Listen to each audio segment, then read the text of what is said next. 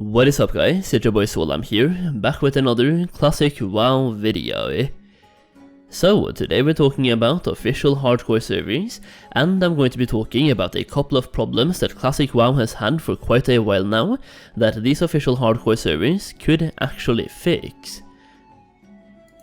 Now real quick before we start, I want to clarify what I'm talking about when it comes to official hardcore servers.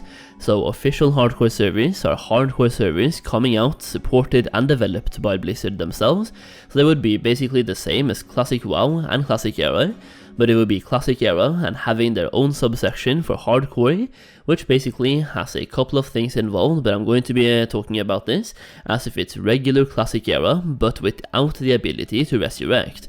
That way you can still use the auction house, you can still trade with people, you can still basically do anything else, but you cannot resurrect. This means that whenever you die, if you die, it's a permadeath and you have to start over, so it's a literal hardcore death equals delete challenge, but everything else is still allowed. So with that being said, let's take a look at some problems classic WoW has had for quite a while that official hardcore servers can actually fix.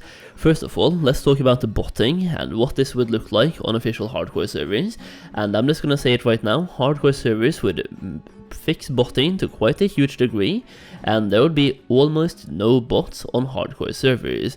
Let me explain why. So first of all, leveling on a hardcore server, you can already start to imagine what that would be like. First of all, they would have to put something into their botting program that would make them run away when their health goes low.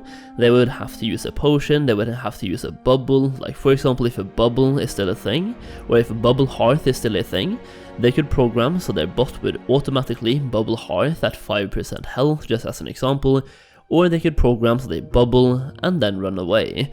So if that still works, then probably all the bots are going to be playing paladins, so that might still be a thing, but other than that, leveling up will be incredibly difficult. First of all, you only have one life, so if you ever die while leveling, you have to start all over again, and when you get to certain level zones, like if you go to Stranglethorn Vale, pretty much anyone can mess with you.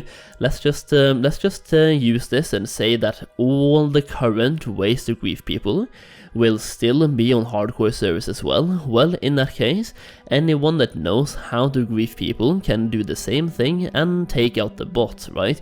You can pull a horde or enemy guard on top of the bot, putting it into PvP combat, or you can drag a bunch of NPCs over, then leash them onto the bot, and that will basically kill the bot, especially if you're a rogue and you can vanish, for example.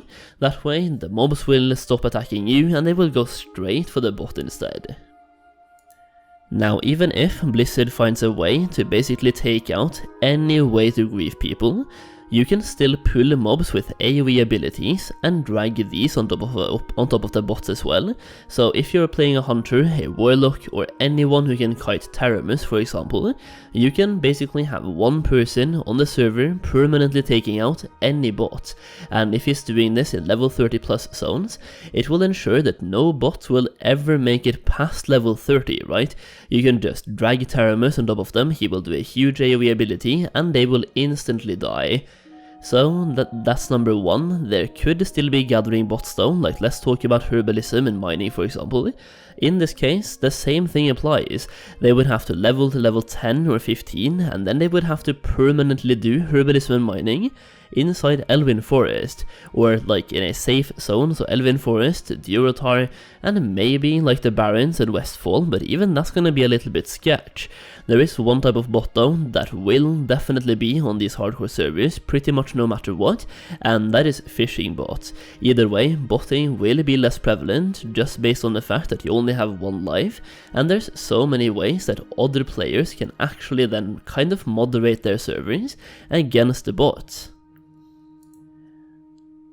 Number 2, Mage Boosts. There will pretty much be no Mage Boosts, or at the very least, Mage Boost will be far more difficult to perform, and they will have a lot more risk involved, meaning there will be far less Mage Boosts available in the game, and there will be a significant risk involved with boosting.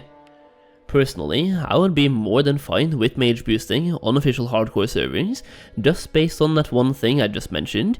There's a much bigger risk involved in mage boosting, and also if we go back to the first point, no botting also means less gold being sold on the black market, so these mage boosts will be far cheaper and they will be basically available to more players. But referring back to the point that I just talked about, mage boosting will be so risky.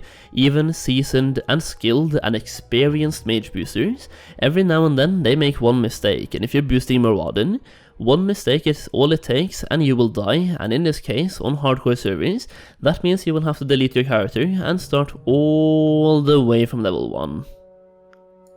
Next up, GDKPs will still be a thing, but with less bots, the gold prices will not be heavily inflated by botting or gold buying to the point of spending tens of thousands of gold per item. The actual prices of GDKPs will be more fair, and these real GDKPs could even make farming gold and making more gold more lucrative, and more people would get into it. For example, if you're joining these hardcore servers 6 or 7 months down the line, and other people have geared out the level 60 characters, and you feel somewhat behind, well, in this case you could just level up to level 60, and instead of raiding in a brand new guild for weeks, you can farm gold for 1, 2, 5, 10 hours, however much you feel, and then you can join a GDKP raid and buy yourself an item or two. And because there will be less bots and less gold selling and less gold buying on these servers, you could probably buy yourself an item for a couple hundred gold instead of spending tens of thousands. Next up, raiding in Classic WoW is far too easy. Let's call it for what it is. It's a loot pinata at best. There's a reason why there's 40-man raids in Classic WoW. It is so even if half the raid makes a mistake, you can still kill the bosses with 20 people alive. I mean, during the race to Molten Core in Classic WoW, people went in without being level 60. That is how easy the raids are. You don't even need to be max level in order to do them. In official hardcore, where you only have one life, these raids suddenly become a lot more difficult. Suddenly, you want to have the best gear possible before entering the raid, not to increase your damage output or parsing abilities, but to give yourself the best chance of survival.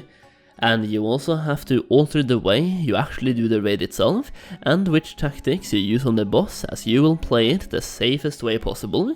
Hardcore servers will by itself, without any further changes added to the game, fix the problem of Classic WoW raiding being way too easy.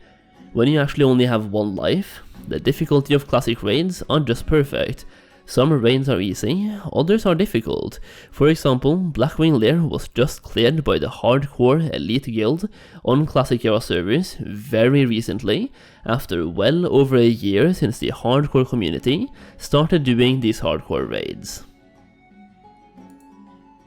And if you want to practice hardcore until hardcore servers do come out, you can do so on the Classic era servers, as there are huge hardcore communities going on Hydraction Waterlords for the EU and Bloodsail Buccaneers for NA, and you can even use a leveling add-on like RestedXP, which even comes with hardcore integration, to give you a leveling route suitable for hardcore which skips the most dangerous quests.